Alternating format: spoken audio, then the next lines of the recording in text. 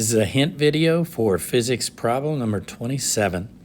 On each of these situations, A, B, and C, which are separate, your key is to identify what the interval of motion is, and then also to recognize numbers that you know by thinking about the situation.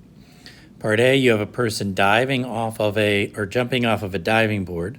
So your interval of motion starts at the beginning when they jump, they go up, they come down, and they go down to the motion. So your interval goes from here to here. Now, beginning at the diving board, ending at the water, just after they leave contact with the diving board and before they strike the water, the only thing acting on them is gravity. This is free fall motion. So you know the acceleration value, free fall, negative 9.8 meters per second squared for the entire motion. On part B, you're dealing with a fountain. So with your fountain, your water starts there at the ground and your water comes up. That's the motion. So your interval starts down on the ground and ends when the water gets to that maximum height of 8 feet. Notice it's in feet. You will need to do a conversion there.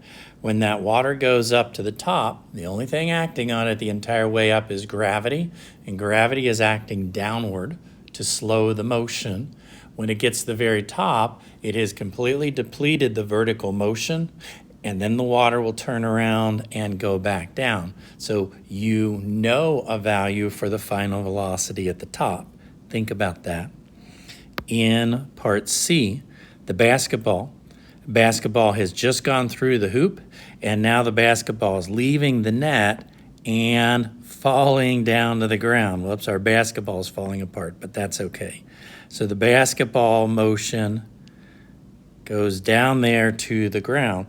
So your interval starts here and goes down there. Again, after the basketball leaves the net, before the basketball strikes the ground, the only thing acting on it is gravity. You know a free fall acceleration. The final velocity that you're after is when it reaches the floor while it is still in free fall motion. So the final velocity is not zero because it doesn't reach the ground at a velocity of 0. You're calculating in this problem the velocity just the instant before when it reaches the ground. Hope those hints help. Ponder physics.